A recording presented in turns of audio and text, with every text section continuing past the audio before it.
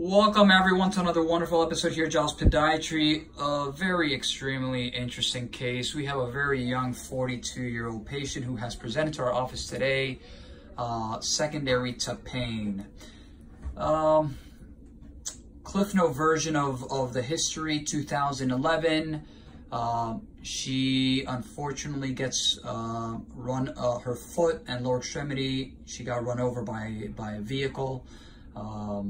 And spent 2 years in the hospital undergoing multiple surgeries, reconstructive surgeries.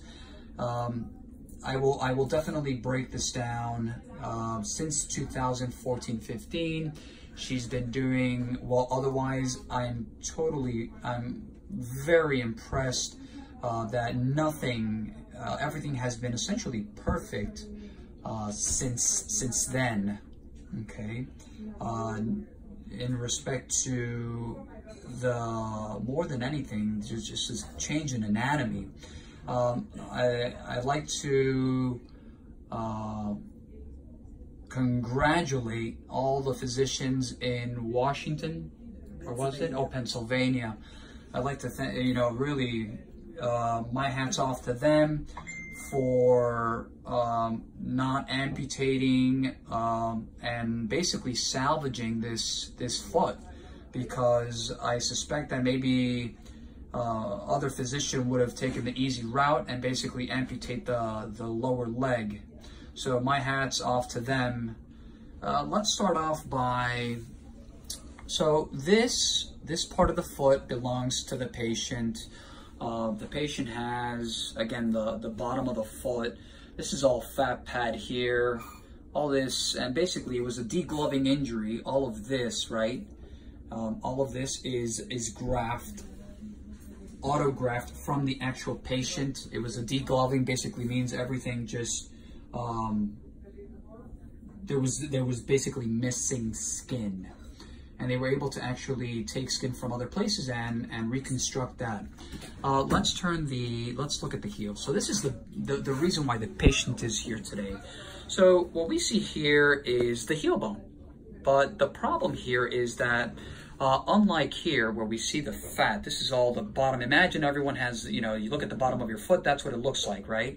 And this is, again, the bottom of the foot. This all belongs to the bottom. But here, okay, the problem is that that's the heel bone, the calcaneus. There is no fat. The patient cannot walk. That's the problem. She hasn't been able to put her foot down on the heel on the ground simply because there is no fat at all.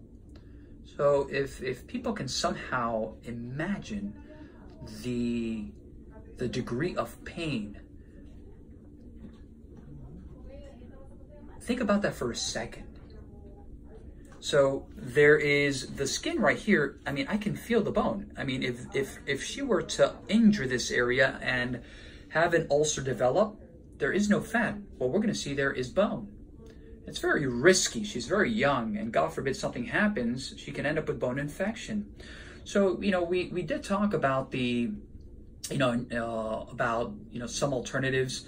She will see, I will send the patient to see a good friend of ours here to see what other options. We did talk about the Brazilian foot lift, also known as the autolipotransplantation, also known as the fat grafting, to try to replenish some of that fat.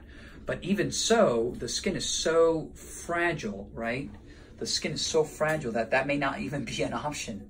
Sometimes, in cases like these, instead of just doing like a moving fat from one location to the other, sometimes they actually do, flaps, and they take island flaps, they move more tissue from other locations, muscle flaps, and so on and so forth, and that may possibly be something to consider. They have had, she did see another plastic surgeon in the past who also recommended probably something similar. But right now, she's in excruciating pain. Again, she cannot walk barefoot, period. And it has affected everything in respect to her gait, the way that she walks. Let's look at the other side here. So let's move now. Okay, so as everyone can see here, this is, again, this is part of the foot, right? Her foot. And you can clearly see the demarcation of what is her foot, all of this. But all of this is tissue from other locations in the body, from her. And again, you know, you can actually, you know, move this. This is all, you know, the foot, the you know, the plantar fat pad. And one other major chief complaint is the fifth toe. And this is sort of where I also come into the picture. This patient has, the fifth toe is basically cocked up, it's raised, it doesn't move at this point. And the problem is that it's causing a lot of discomfort. Recently told me she developed a blister on the top. And it's very, very risky because the patient also lost 2 of the main arteries that provide blood supply to the lower extremity. And I will go ahead and show the x-rays also on this so everyone can see exactly what was done. So, you know, ideally, performing a minimally invasive procedure to bring down the toe would be the quintessential wonderful scenario. To bring this toe down.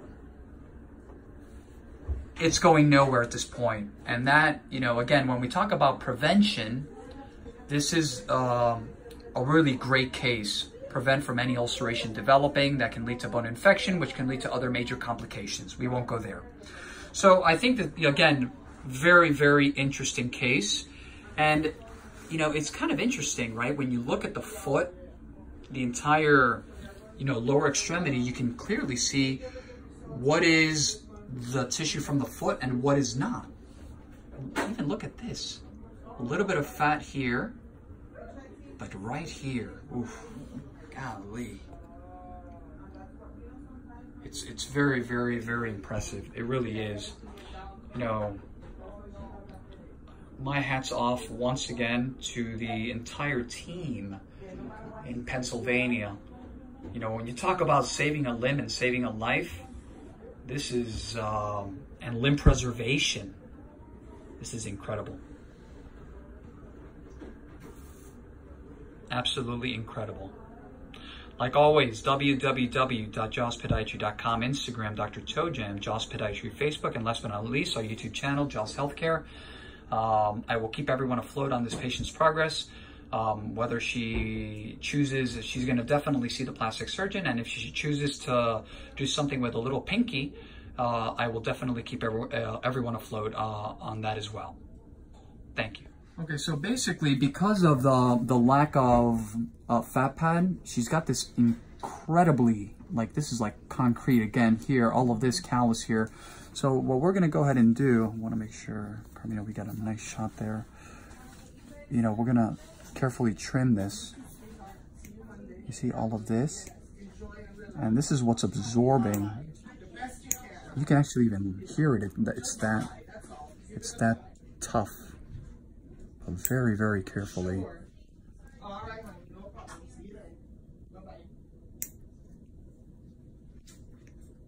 Okay. Now here, we're going to also be very, very careful because there's this ridge. You see that? So what I'm going to do now is I'm going to take a 15 blade and very, very carefully, sorry, perdona.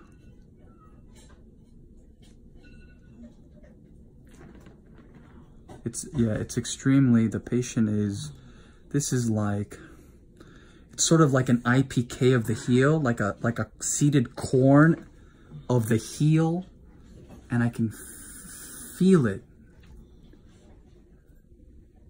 You know, they say there's always a first time. This is basically the first time I've seen something of this nature. Having like a seeded, super duper long callus corn I wish you guys can really touch this because it's like a huge rock pebble. I mean, look at this.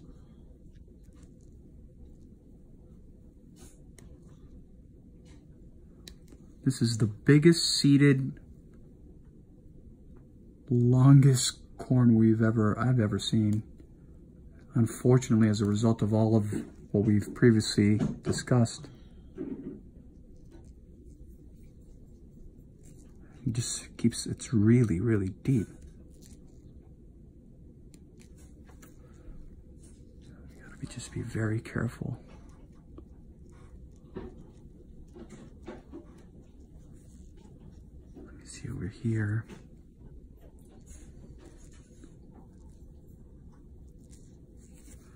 And even over here, look at this, guys.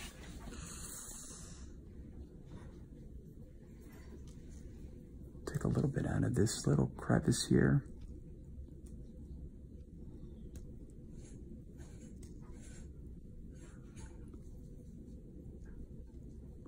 We don't want to create anything that would. There we go. And then maybe a little bit here as well.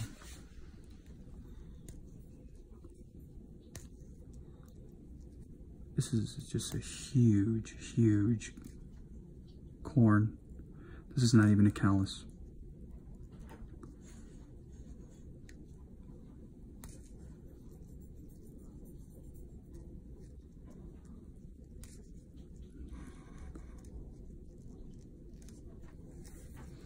That's gonna feel a whole lot better. Let's take a little bit more from this side. You okay up there? Yeah. Okay, good.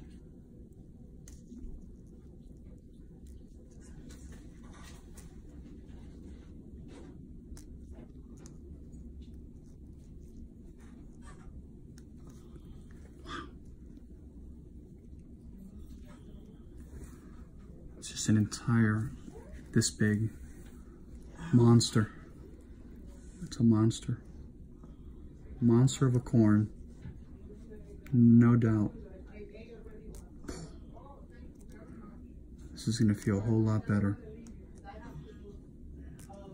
Okay, we're gonna stop here. Okay, okay, 1 second. So we've definitely removed quite a bit. We're gonna stop here. This is only like the Band-Aid for now. I'm going to talk to the patient about a urea-based cream as well, and then I think we can definitely have we have another type of Band-Aid that I think the patient will definitely benefit from for the time being. Thank you for watching.